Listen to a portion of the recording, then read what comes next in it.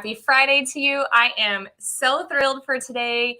I have Jessica Swindall with me, and we are going to talk about all things mama turtles, all the turtles. And I love our area because we do cherish them so much. And I feel like we do such a great job helping to protect them. And that is because of this woman right here. And so today I want to bring to you Jessica Swindall of the Forgotten Coast Sea Turtle Center. Thank you for joining us today. Thanks for having me, Nicole. Yes, I love these turtles. I love to see the babies, the videos. I don't get to see them happen, when it happens, but I love that your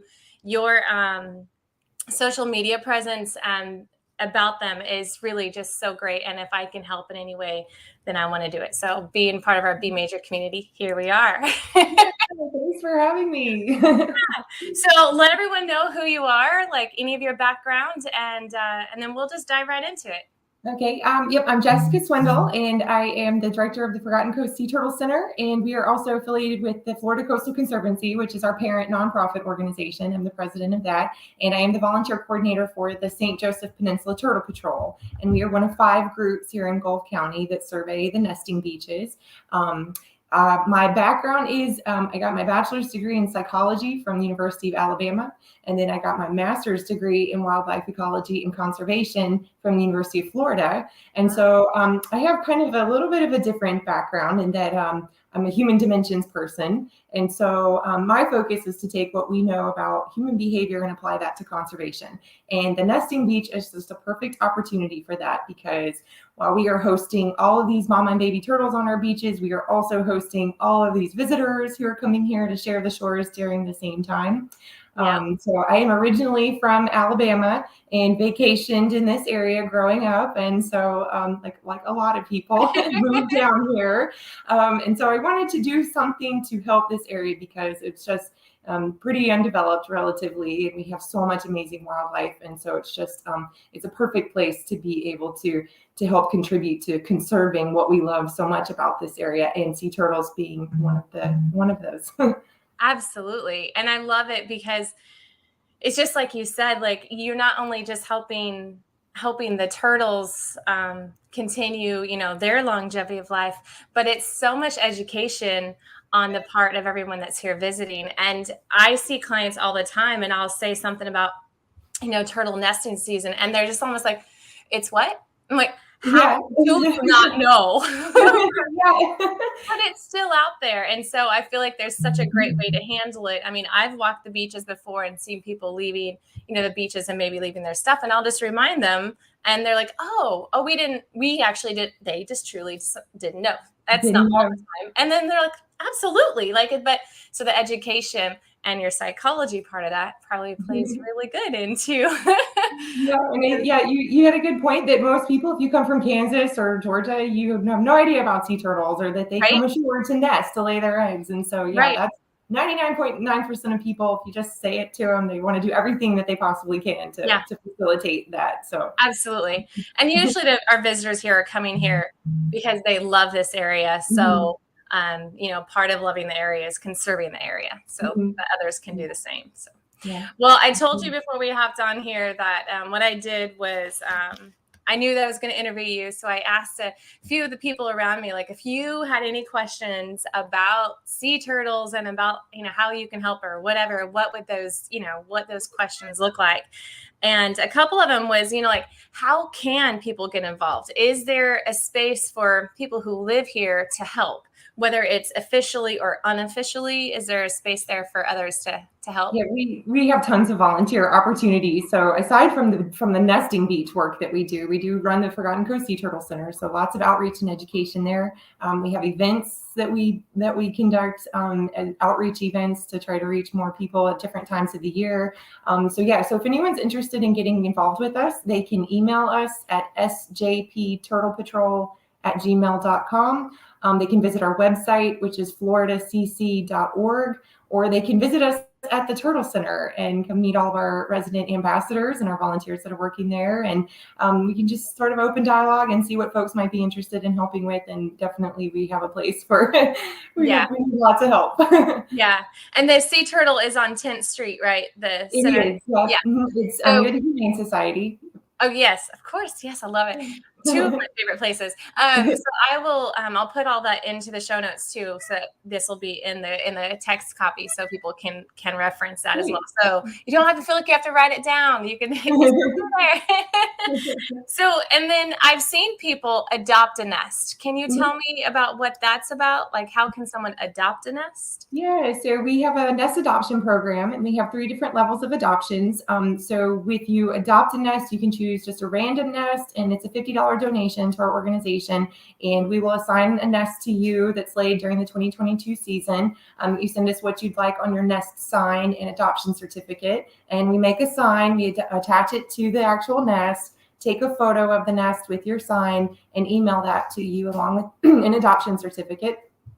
You can choose a specific nest if there's a nest in front of the place that you're staying while you're visiting, or your house that you own, or a certain month or date of the summer that you want, and that's a $75 donation. And same thing, you get the sign on your nest with the photo and certificate, or you can sponsor a nest, and that's a $25 donation, and it's a shared nest. So we take one nest for each month during nesting season and assign that to our sponsors for that month. And then same, we send a picture of the nest with the certificate. And then at the end of the season, when we get all of our results finalized, we will send you the results of your nest. So if it hatched, what date it hatched, how many eggs were in there, how many eggs hatched, how many didn't hatch, all that kind of fun stuff. So. I love that. That's so fun. Well, our team's gonna have to adopt a nest. I mean, it's not gonna happen now, so we'll talk after this.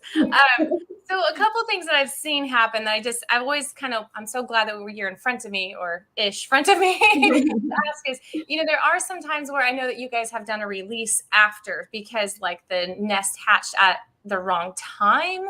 I mean, I know they're supposed to happen at the night in nighttime, right? So that they don't have the bright sun. And is it also because of preying of birds? Yeah, predators. So nests typically hatch at nighttime. And so we sometimes find straggler hatchlings in the nest when we're doing nest evaluations. So after we've seen signs of a full emergence from a nest, we wait 3 days to give all the hatchlings time to emerge on their own. And after the 3 days, we'll dig up the contents to count how many eggs were in there. And sometimes we find little stragglers. And so we will either release those that morning, or we hold them till the nighttime to release them at night, just depending on the circumstances out there on the beach. We don't really do public releases, but your best bet is we do public nest evaluations. We'll do those in the evening at sunset. And so you can join us for those, and you might get to see a little straggler hatchling in there, which we'll go ahead and release out to the Gulf. So it's really hard. Like you said, it's tough to see a nest hatching. It's like finding a needle in a haystack. And the babies are super tiny. They're very small. Yeah, they're tiny. They're a lot smaller than what I guess I had in my mind's eye. Yeah, considering how big yeah. And then there's this little baby. I mean, they're so tiny. I'm just like, oh, they have your heart. I love it. Yeah. They're so sweet. That crawl to the water, you see it's just tough for them to make it over footprints in the sand. So if you can see that, it really highlights how important it is to leave a clear and dark path for them to make their way, because it's tough on them already. It is. And so speaking of that, you handle the basically Cape San Blas. Is that is it just the peninsula? Yeah, just the peninsula. So from the southern state park boundary to the Stump Hole Rock Revetment.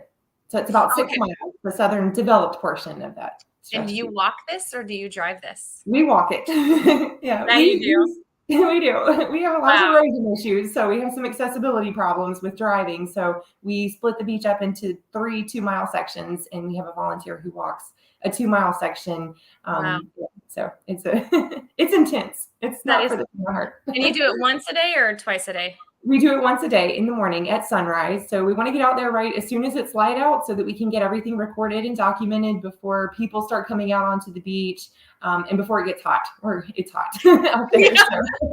So, we're trying to get everything protected. We want the nest protected, because a lot of folks don't know what a crawl looks like. They don't know what a nest looks like. They just see a pile of sand. And so, so we want to get everything recorded and documented and protected before folks really start coming out. I love that. So I know we have an upcoming event that people can come and participate in. Can you tell us about that? Yep, we are getting ready for our 6th annual Forgotten Coast Sea Turtle Festival, and it will be on Sunday, July 3rd in George Core Park, which is the park next to the lighthouse, and it will be from 11 to 4 Eastern Time. And it's a free event. There's no admission fee. It's an outreach and education event because we are at that time in the peak of nesting season. We are just about to enter hatching season, and we are welcoming probably the most visitors we have at any one time to our beaches. And so we want to try to reach everyone to let them know that, hey, we've got all this turtle activity going on out there on the beach. And it's really fun. We have arts and crafts vendors. We'll have kids activities. We have different conservation groups. So all the Turtle Patrol groups will be there set up. Gulf World will be there set up. And so it's just a really great opportunity to learn more about all of the work, the wildlife we have here and all of the work that folks are doing in this area, and, shop and do some fun stuff. And we have food trucks too. So yes, of course. Good time. I love that. Well, I don't typically miss this event. I'm usually there for every one of them. So I love them. I love these turtles very, very, very much. And it typically seems like maybe around the 4th of July weekend is kind of the first time that maybe we might have a hatchling. What is the gestation period for the turtles typically? It's about 60 days. So on average, it's a 2-month incubation period. But it varies. It's like, I say it's like a 20-day window. This is why it's really hard to catch a nest hatching. So depending on temperature. So warmer temperatures, it takes less time for the eggs to incubate. Cooler temperatures takes more time for the eggs to incubate. So we got a really hot summer. So we're interested to see how soon into incubation these nests start hatching. But around July 4th, we should be welcoming our first babies out of our first nest. So exciting. I love it. Well, I appreciate you doing the work that you're doing. I love that you, tell us your social media. Do you know your social media? We've got, so facebook.com/Gulf Turtle. That's the Florida Coastal Conservancy Facebook page. And then we've also got, if you search for Forgotten Coast Sea Turtle Center, you can see the activities going on over there too. So 2 Facebook pages. And I recommend following them, liking them, because you do such a great job of, we've got a new crawl and we've got a new nest, and then you get to see the eggs, and it's so nice because even if you can't personally get out there, you can still follow along with the activity that we are having.